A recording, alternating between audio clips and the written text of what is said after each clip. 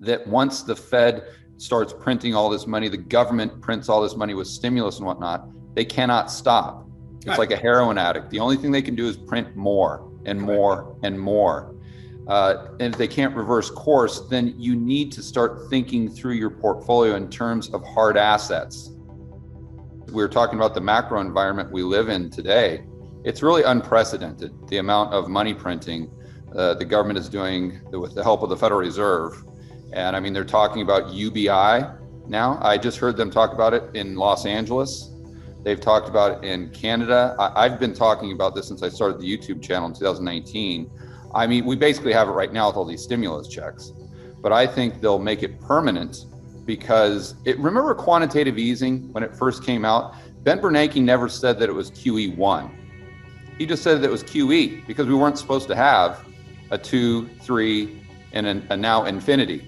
But what happens is the economy gets addicted to it. So now the economy is addicted to stimulus, government spending, and therefore addicted to this money printing, MMT, whatever you want to call it. So that's what the average investor needs to be cognizant of, because they have to adjust their portfolio accordingly.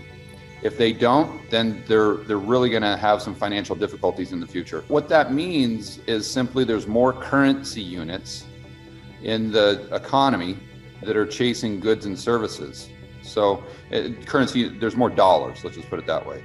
So if there's more dollars. Trump calls it fake money. There's fake news, fake money. So yeah, the dollar is fake money. Yeah. Because it's just an IOU.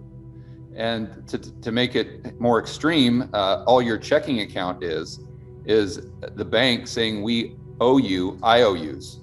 It's like a double IOU, but they're creating more dollars. So it's just simple math. If there's more dollars out there chasing the same amount or fewer goods and services, most likely the price of those goods and services are going to increase. And if prices are going to increase over the next, call it 10, 15 years significantly, you need to have your portfolio set up in a much different way than if prices were to go down or stay the same over the next 10 to 15 years.